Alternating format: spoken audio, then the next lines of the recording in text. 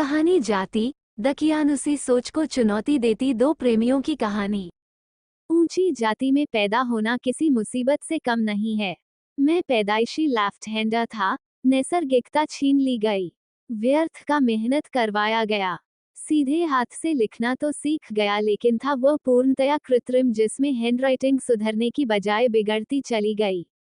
सुंदर हस्तलिपि के लिए अलग से कठोर श्रम करना पड़ा। बावजूद इसके मैं भोजन करना नहीं सीख सका, सीधे हाथ से। नतीजा ये हुआ कि ब्राह्मणों के सार्वजनिक भोज में मुझे तिरस्कार की दृष्टि से देखा जाने लगा। नसीहतें दी जाने लगी। मैंने सार्वजनिक भोज में जाना ही छोड़ दिया। मेरा अपना तर्क था कि कुदरत ने दो हाथ दिए हैं, अब दाएं से खाऊं या बाएं से क्या फर्क पड़ता है। लेकिन शास्त्रों को मानने वाले तर्क से कहाँ सहमत होते हैं, वे इसे विद्रोह और पाप समझते हैं। जब कुछ बड़ा हुआ, स्कूल जाने लगा तो मेरे दोस्त भी बने।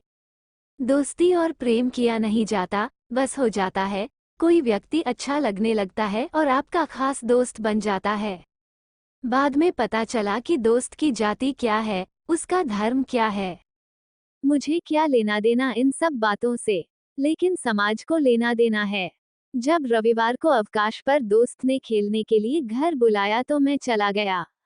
खेलते खेलते प्यास लगी, दोस्त से पानी मांगा। दोस्त की माँ ने ये कहकर पानी देने से मना कर दिया कि तुम ब्राह्मण हो, हमारे यहाँ का पानी कैसे पी सकते हो।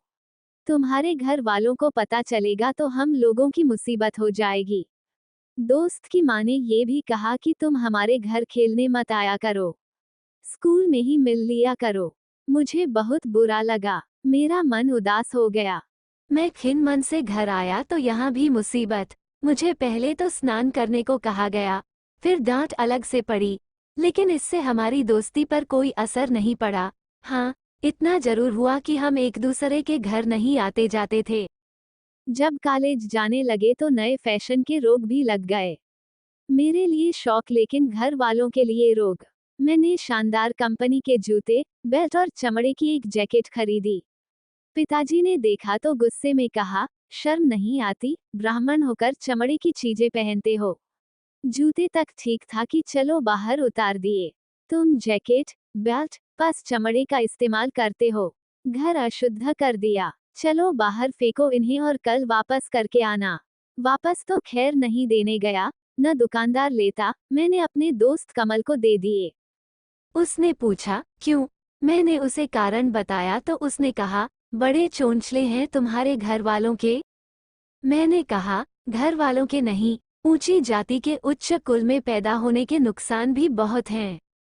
उच्च समाज में पैदा होना बहुत बड़ी मुसीबत है। रहन सहन, पहनावा, बोलचाल, खान पान सब पर पाबंदी होती है। दायां हाथ शुद्ध है, बायां हाथ अशुद्ध। दुनिया चांद तारों तक पहुंच रही है और ये है कि आदमी आदमी में फर्क करते हैं। सुबह स्नान करो, गायत्री मंत्र की माला जपो, जनेऊ धारण करो, तिलक लगाओ, चोटी रखो। मुझे बड़ी शर्म आती है दोस्तों के सामने। मजाक बनता हूँ, लेकिन फिर भी घर में रहना है तो ये सब करना पड़ेगा। क्या करी, मजबूरी है। कॉलेज में पढ़ते समय एक गोरी सी सुंदर लड़की मुझे भाने लगी। मैं उसके नजदीक जाने का हर संभव प्रयास करता। उसे अपनी ओर आकर्षित करने के लिए घर से निकलने के बाद कमल के घर जाकर चमड़े के जूते, बेल्ट, लेदर वाली जैकेट पहन कर जाता। जनेऊ तो कपड़े में छिप जाता, लेकिन कमबख्त चोटी को छिपाने के लिए क्या करता।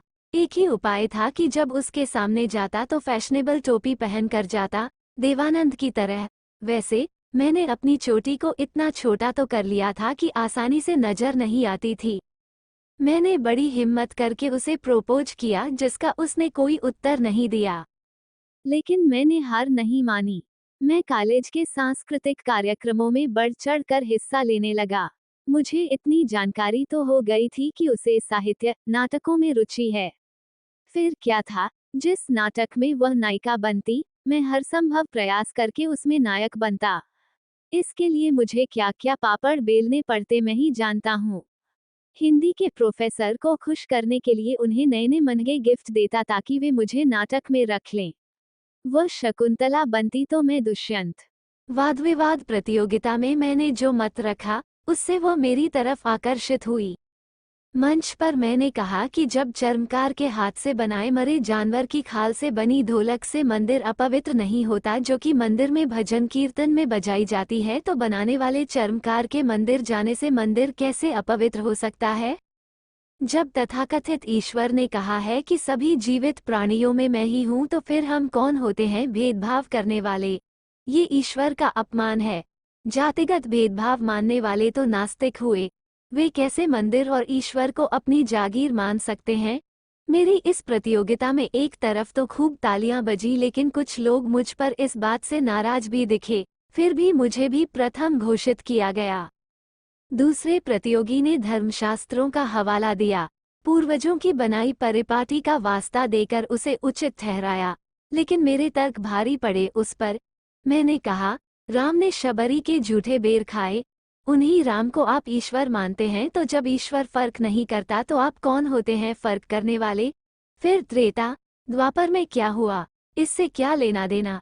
ये कलयुग है, इसमें कर्म के आधार पर जातियां बनती हैं। जोरदार तालियां बजीं। मैं अपनी जीत की ट्रॉफी लिए उसे तलाश रहा था, तभी पीछे से आवाज आई, सुनिए। मैं मुड़ा, सामने मेरी सपना खड़ी थी। मुझे आपकी स्पीच पसंद आई, जीत के लिए बधाई। मैंने धन्यवाद देकर कहा, और मेरा प्रणय निवेदन, उसका क्या हुआ? क्यों ठुकरा दिया आपने? उसने कहा, नहीं, मुझे कबूल है, और मैं जैसे आसमान में उड़ने लगा। वाद विवाद प्रतियोगिता का हारा हुआ प्रतियोगी मेरे घर के पास ही रहता था। उसने मुझसे कहा, तुम जीत कर भी हार गए, जीत के लिए बधाई, लेकिन मुझे अपने हारने पर भी गर्व है। मैंने व्यवहारिक बातें कहीं, धर्मगत बातें कहीं, और तुमने किताबी। मैंने कहा, मुझे जो कहना था वह कह चुका हूँ मंच पर, और वही मेरा सत्य है। मेरे विचार हैं, उन पर मैं अडिग हूँ। वो मुझ पर आग्नेय दृष्टि बरसाता हुआ चला गया। सपना से मेरी मुलाकातों का सिलसिला आगे बढ़ चुका था।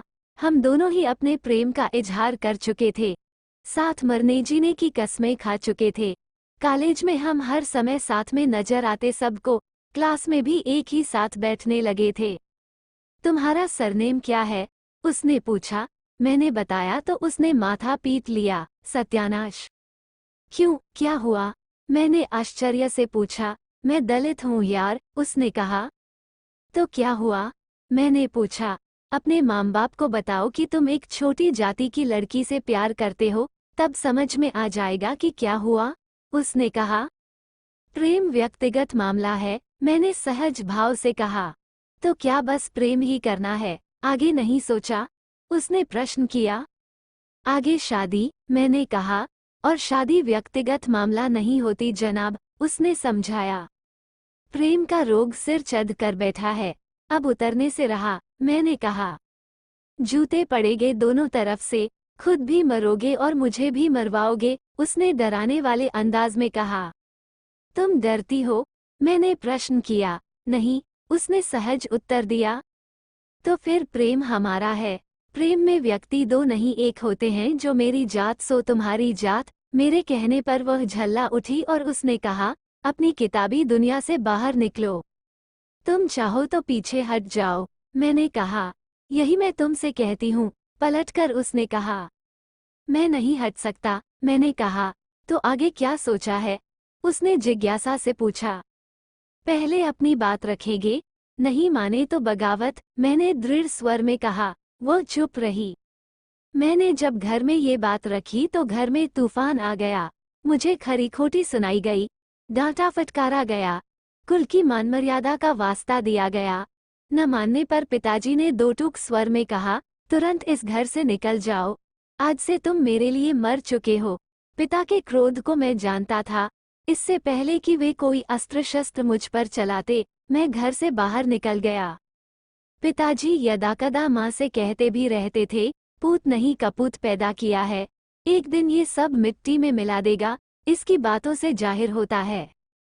पहले जब भी कभी जातपात पर बहस होती, मैं पिताजी से वही कहता जो धर्मग्रंथों में लिखा है, जो तथाकथित ईश्वर ने कहा है। सार सजीव निर्जीव सब में भगवान का अंश होता है। लेकिन अंततः मुझे ही कुल का कलंक माना जाता था। मैं माना गया और मजबूरन घर छोड़ना पड़ा। अब घर छोड़ते ही मुझे अपने लिए सारे इंतजाम करने थे, रहने का, खाने पीने का। कमल ने इसमें मेरी बहुत सहायता की। उसने मुझे समझाया भी, एक बार फिर सोच लो, एक बार शादी हो गई तो गए जात से बाहर, हमेशा के लिए। फिर तुम्हें रोजगार पहले तलाशना होगा। मैंने कमल से कहा, पहले तुम मेरी कोर्ट मैरिज की व्यवस्था करो। उसने सारी जिम्मेदारी अपने सिर पर ले ली। मेरी प्रेमिका सपना, उसकी हिम्मत नहीं पड़ी घर में बात करने की। उसने कहा, मना ही होना है तो फिर कहने से क्या होगा, तुम जब कहो मैं अपना सब कुछ छोड़कर तुम्हारे पास आने के लिए तैयार हूँ। मैंने उसे शादी की तारीख बताई। उसने कहा, ठीक है, लेकिन फिर हमारा इस शहर में रहना ठीक नहीं है। कमल ने अपने दोस्त के माध्यम से गुप्त रूप से हमारा विवाह आर्य समाज में करवाया और भोपाल जाने वाली ट्रेन में छोड़ने भी आया। उसने कहा कि मैंने एक कंपनी में तुम्हारे लिए नौकरी की व्यवस्था करवा दी है, तुम पहले जाकर नौकरी ज्वाइन करना। ट्रेन चलने को हुई। कमल और मैं गले मिले। उसने भरे गले से कहा, अपना ध्यान रखना और मेरे लायक कुछ हो तो कहना। हमें भोपाल आए काफी समय हो चुका था। इस बीच घर में कई बार फोन लगाया, लेकिन उधर से फोन बंद बता रहा था हर बार। मैंने एक बार सपना को लेकर घर जाने का फैसला किया, लेकिन हमारे शहर पहुंचते ही हमें पुलिस ने गिरफ्तार कर लिया। थाने जाने पर सारी बात सामने आई। सपना के पिता ने लड़की के अपहरण और बलात्कार की रिपोर्ट थाने में लिखवा दी थी। मेरे पिता से पूछताछ होने पर उन्होंने स्पष्ट लिख कर दे दिया था थाने में कि हमारा अपने पुत्र से कोई लेना देना नहीं है। दोनों परिवारों में जातिगत झगड़ा भी हुआ। दलित समाज की तरफ से धरना प्रदर्शन भी हुए। अखबारों में खबर भी प्रकाशित हुई, दलित लड़की का अपहरण शीर्षक से।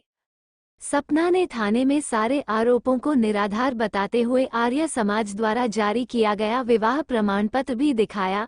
हमें छोड़ दिया गया। सपना अपने घर पहुंची तो उसके परिवार ने थोड़ा सा क्रोध दिखाकर उसे अपना लिया। मैं अपने घर पहुंचा तो पिता ने बाहर से जाने को कह दिया। उन्होंने कहा, तुम हमारे लिए मर चुके हो। परिवार के बाकी सदस्य भी पिता के साथ थे। कमल का कुछ पता नहीं चला। मैं अपने दूसरे खास दोस्तों से मिला। किसी ने मेरे निर्णय को गलत ठहराया, किसी ने सही। रहीम ने कहा, तुम लोगों के शहर छोड़ने के बाद माहौल काफी बिगड़ चुका था। कमल को उसी के समाज के लोगों ने ये कहकर धिक्कारा था कि तुमने अपनी जाति से गद्दारी की है, जात की लड़की को गैर जाति के लड़के के साथ भगवा दिया है। मुझे लगता है कि कमल की हत्या कर दी गई है। मैं हिम्मत करके सपना के घर पहुंचा। सपना के परिवार ने मेरा स्वागत किया। उसके पिता ने कहा, भागने की क्या जरूरत थी, मुझसे कहते मैं शादी करवा देता तुम दोनों की। तुम्हारे घर के लोग तो तुम्हें कभी स्वीकारेंगे नहीं। हाँ, एक शर्त पर स्वीकार सकते हैं, यदि तुम दोनों में से दोनों ही, खासकर सपना किसी ऊंची सरकारी जॉब पर पहुंच जाए, तब वे गर्व से कहेंगे कि सपना मेरी बहू है और तभी मैं तुम्हारे इस विवाह को संपूर्ण समझूंगा। कमल के बारे में कुछ पता है? मैंने पूछा। जो नहीं रहा उसकी बात मत करो, भूतकाल को छोड़ भविष्य के लिए जीना सीखो। लेकिन कमल मेरे बचपन का दोस्त था, मैंने प्रतिवाद किया। रिपोर्ट लिखी है उसकी थाने में। सपना के पिताजी ने गुस्से से कहा, क्या आपने उसे मारा? तुम दोनों के प्रेम ने बलि ली है उसकी। आप कातिल हैं। जब सीधा हो जाएगा तो जेल जाने को भी तैयार रहूंगा। माहौल में गर्माहट आ चुकी थी। मैं सपना के साथ वापस भोपाल आ गया। सपना की इच्छा थी कि वो घरेलू महिला बनकर रहे। उसे अपने घर को सजाना संवारना अच्छा लगता था, अपने पति के लिए खाना बनाना भी। पति की सेवा करने को ही वो अपना जीवन मानकर जीना चाहती थी। मेरे पास छोटी सी नौकरी थी। मैं एक कंपनी में सुपरवाइजर की पोस्ट पर था। प्राइवेट नौकरी थी, समय अधिक देना पड़ता था, इसलिए मेरा आगे पढ़ना और किसी बड़ी नौकरी की तैयारी करने के लिए समय निकालना संभव नहीं था। मुझे सपना के पिता की बात याद आई, तुम्हारा परिवार मेरी बेटी को अपनी बहू तभी स्वीकारेगा जब वह किसी बड़ी पोस्ट पर होगी, तब गर्व होगा उन्हें अपनी बहू पर, इस शादी पर, तभी तुम्हारा विवाह संपूर्ण मानूंगा। दूसरी बात है कि कमल तुम दोनों के प्रेम की बलि चढ़ गया। मैंने सपना को आगे पढ़ने के लिए कहा। उसने कहा, कर तो लिया ग्रेजुएट, और कितना पढ़ना है। अभी बहुत पढ़ना है। क्यों? ताकि हमारी शादी संपूर्ण हो सके। आप भी मेरे बाबूजी की बातों में आ गए। मैं गृहिणी बनकर खुश हूँ। तुम इसलिए पढ़ो ताकि मेरा परिवार गर्व कर सके तुम पर, मुझ पर, हमारे विवाह पर। हमारी शादी हो चुकी है और मुझे अपनी शादी पर गर्व है।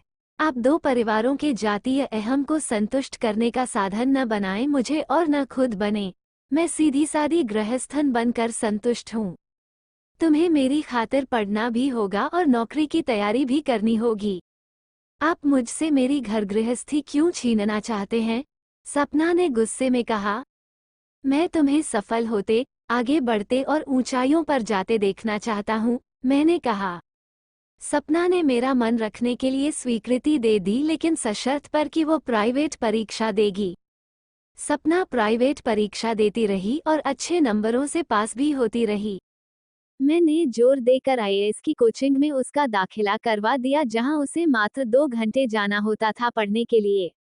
मैं बीच बीच में कमल की मौत की जांच के लिए पुलिस अधिकारियों को पत्र भी लिख रहा था। कभी कभी गुमनाम खत लिखकर संदिग्ध व्यक्ति का नाम भी लिख देता था। सपना, जो कि पहले पढ़ना नहीं चाहती थी, न नौकरी करना चाहती थी, धीरे धीरे पढ़ाई और नौकरी के प्रति गंभीर हो रही थी।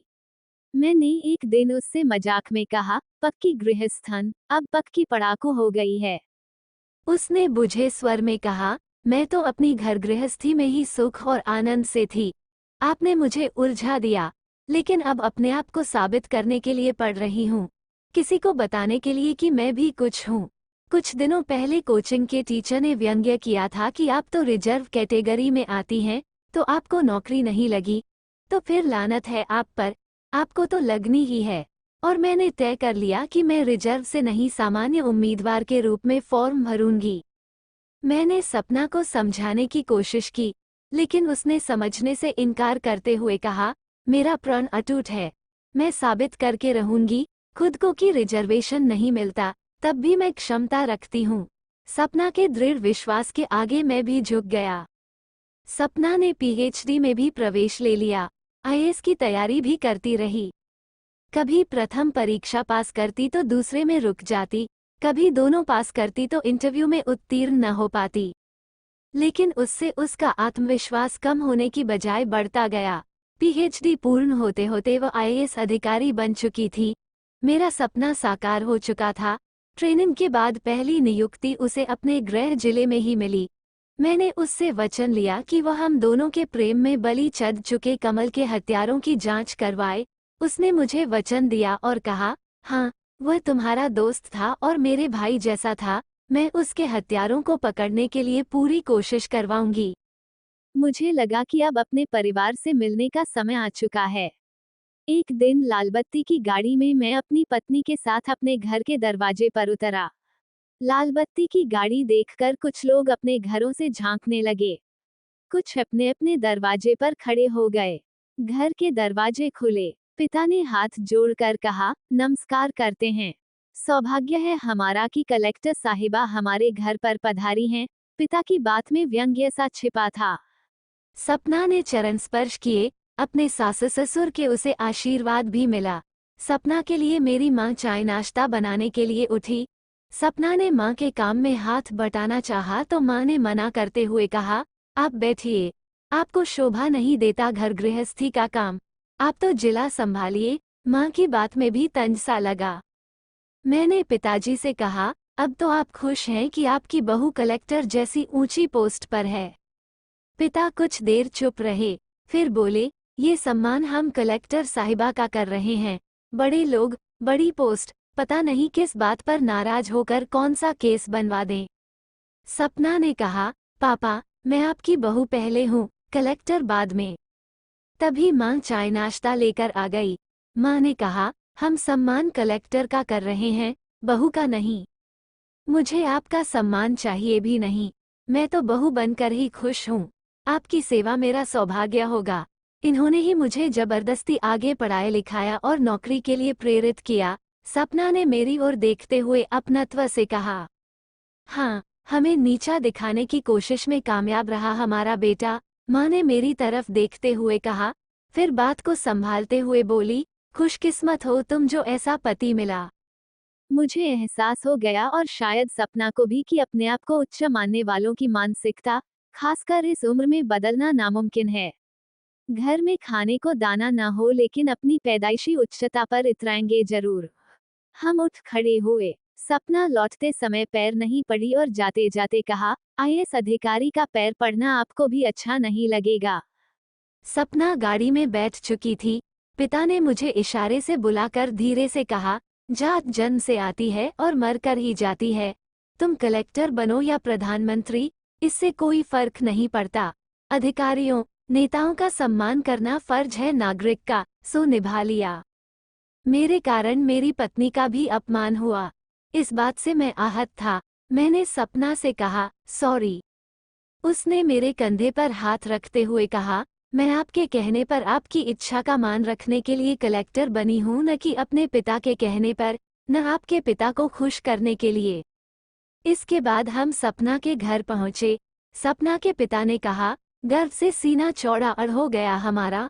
अब आई समझ में बात ऊंची जाति वालों को। सपना ने कहा, पापा, मैं कलेक्टर किसी को ऊंचा या नीचा दिखाने के लिए नहीं बनी हूं। सपना के पिता ने अहंकार भरा ठहाका लगाया। हम दोनों ही अपने अपने परिवार की जातिवादी रूढ़ियों, अहंकार से तंग आ चुके थे। प्रेम, दोस्ती दो मन के एक होने के लिए होते हैं, सुख दुख के सच्चे साथी। लेकिन इन पिछड़े दिमाग वालों को कोई कैसे समझाए। इस बीच एक अच्छी बात हुई कि कमल के कातिल पकड़ गए, जिसमें उसकी ही जाति के कुछ युवा लड़के थे और हत्या की योजना बनाने में सपना के पिता भी गिरफ्तार हुए। मुझे समझ आ रहा था कि कैसे सम्राट अशोक के जमाने का अखंड भारत, जो कि अब केवल भारत रह गया था, उसमें भी आज धर्म जाति की आग लगी हुई है। कभी खालिस्तान की मांग उठती है तो कभी पृथक कश्मीर की। हम एक धर्म के लोग जाति के कबीलों में बंटकर एक दूसरे में उलझे हुए हैं। दूसरे धर्म की तो बात ही छोड़ दें। व्यर्थ ही हम अंग्रेजों का दोष देते हैं बंटवारे का। व्यर्थ ही हम राजनीतिज्ञों को कोसते हैं जाति के नाम पर बांटने का। हम स्वयं आपस में भाईचारे से रहें तो कौन हमें बांट सकता है, कौन हमें लड़ा सकता है। जो भी हो रहा है उसके लिए हम स्वयं दोषी हैं। कहने को देश 1947 में आज़ाद हो गया, लेकिन हम आज भी कैद हैं अपनी ही जंजीरों में। धर्म, जाति, उपजाति, भाषा, प्रांत की कैद से हम कब आज़ाद होंगे भी या नहीं, कह नहीं सकते। और कहानियाँ सुनने के लिए सब्सक्राइब करें।